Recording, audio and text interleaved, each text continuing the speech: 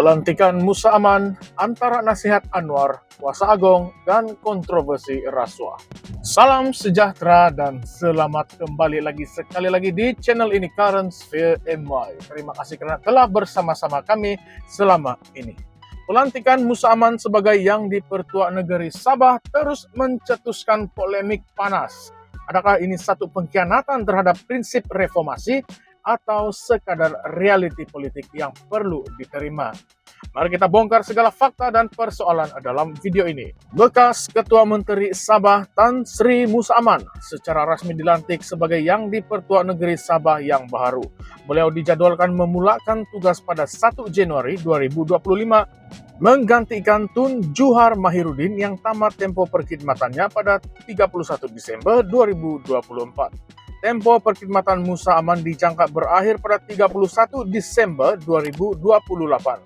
Walaupun pelantikan ini adalah prerogatif yang di-Pertuan Agong, ia tetap tidak terlepas daripada kritikan dan polemik yang membingkai persepsi rakyat Sabah dan Malaysia secara amnya.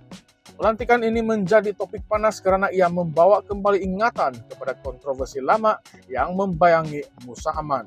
Perdana Menteri Datuk Seri Anwar Ibrahim segera tampil menjelaskan situasi yang sebenar. Menurut Anwar, beliau telah menasihati yang di-Pertuan Agong Sultan Ibrahim Sultan Iskandar mengenai beberapa calon lain untuk dipertimbangkan.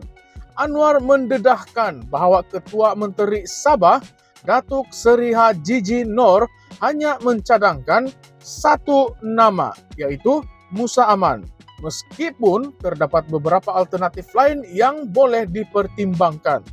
Bagaimanapun, atas dasar tanggung jawabnya sebagai Perdana Menteri, Anwar tetap menasihati Agong untuk mempertimbangkan nama lain sebelum keputusan terakhir dibuat.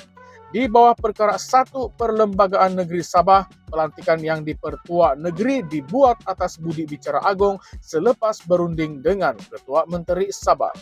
Juru cakap Kerajaan Fahmi Fadzil menegaskan bahwa pelantikan ini dibuat dengan mengikuti proses yang sah di sisi undang-undang dan kuasa prerogatif Agong. Namun, kontroversi pelantikan Musa Aman bukan sekadar soal teknikal atau proses formality semata-mata. Ia berkait rapat dengan legasi politik dan isu lama yang masih menghantui beliau. Musa Aman pernah berdepan tuduhan rasuah dan pengubahan wang haram melibatkan lebih 50 juta US dollar. Kes ini berlanjutan selama bertahun-tahun sebelum akhirnya pada tahun 2020 Musa dibebaskan daripada semua tuduhan selepas pihak pendakwaan menarik balik kes tersebut. Walaupun bebas secara teknikal, persepsi awam terhadap Musa Aman kekal bercampur baur. Banyak pihak meragui sama ada proses undang-undang telah benar-benar berlaku secara adil dan telus atau sekadar satu helah politik. Selain itu, ramai yang masih mengingati krisis politik Sabah pada tahun 2018 di mana Musa Aman dan Datuk Seri Shafie Apdal bersaing untuk merebut jawatan Ketua Menteri Sabah. Krisis tersebut membawa kepada ketidaktentuan politik yang berpanjangan sebelum akhirnya Shafie Apdal mengangkat sumpah sebagai Ketua Menteri Sabah dengan restu Istana Negeri.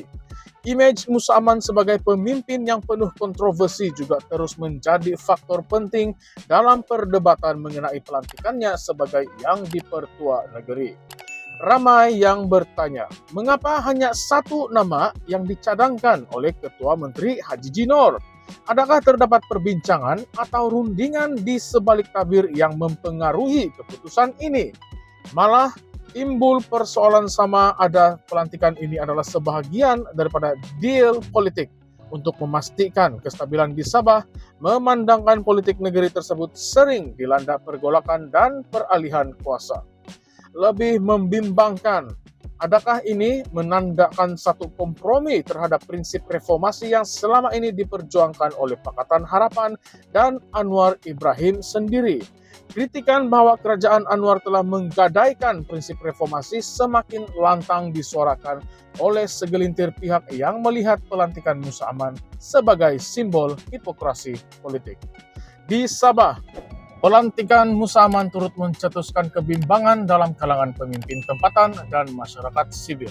Mereka mempersoalkan sama ada Musa Aman dengan segala bagasi politiknya mampu menjalankan tugas sebagai yang dipertua negeri secara bebas dan adil. Institusi yang dipertua negeri sepatutnya bersifat netral dan tidak memihak kepada mana-mana kumpulan politik. Bagaimanapun, latar belakang Musa Aman yang syarat dengan kontroversi membuatkan kepercayaan rakyat Sabah terhadap institusi ini sedikit terjejas. Ini adalah persoalan kritikal yang memerlukan perhatian serius daripada semua pihak. Dalam konteks yang lebih luas, pelantikan ini juga menggambarkan bagaimana kuasa politik di Sabah seringkali bergantung kepada kompromi dan perjanjian antara partai-partai politik utama. Gabungan Rakyat Sabah GRS dan Perikatan Nasional mempunyai kepentingan tersendiri dalam memastikan kestabilan politik negeri terus terjamin. Namun, adakah kestabilan ini dicapai dengan mengorbankan prinsip ketelusan dan accountability? Jika benar, maka rakyat Sabah berhak untuk merasa kecewa dan marah. Melihat kepada situasi ini, beberapa persoalan besar perlu diajukan.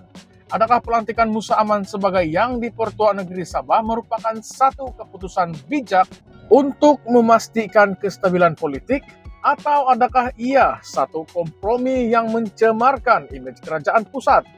Mengapa Ketua Menteri Hajiji Noor hanya mencadangkan satu nama saja? Apakah ada agenda tersembunyi di sebalik keputusan ini yang tidak diketahui umum? Adakah Anwar Ibrahim benar-benar tiada pilihan lain selain menerima Musa Aman sebagai calon akhir? Dan yang paling penting, adakah Musa Aman akan mampu menjalankan tugasnya dengan adil, bebas, dan tanpa dipengaruhi oleh kepentingan politik tertentu? Kongsikan pandangan Anda di ruangan komen. Ulaskan pandangan Anda di ruangan komen. Adakah pelantikan Musa Aman ini satu keputusan bijak atau satu pengkhianatan kepada prinsip reformasi?